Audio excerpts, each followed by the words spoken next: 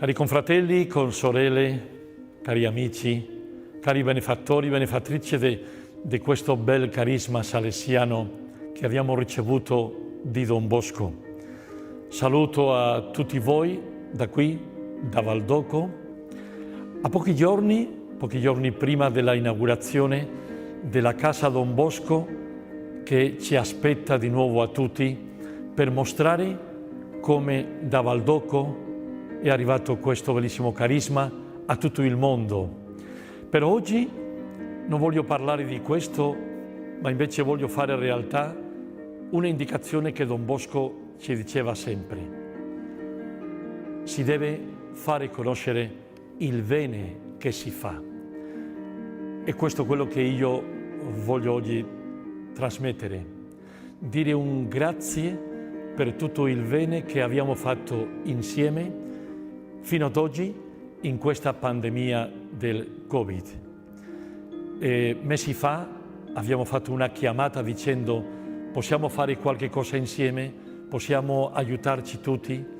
È stata una risposta molto bella e non lo dico soltanto per la raccolta fondi, ma lo dico per tante condivisioni, tante iniziative di come arrivare a quelli più lontani quando non possiamo trovarci insieme, come avvicinarsi alle famiglie che sono più perdute, non si sa dove, come farci presente con quelli più colpiti per questa grave pandemia.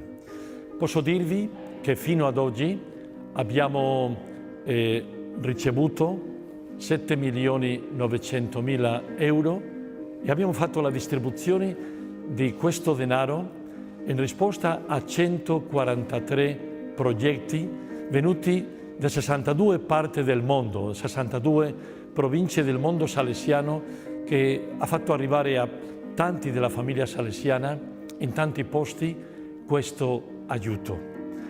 È stata una risposta bella che ha cercato di dire a nome di Don Bosco e del nostro carisma non possiamo rimanere zitti e fermi. Abbiamo bisogno di fare il nostro e questo nostro fino ad oggi è stato molto bello. Bene, è questo che io voglio dirvi oggi. Grazie a nome di Don Bosco.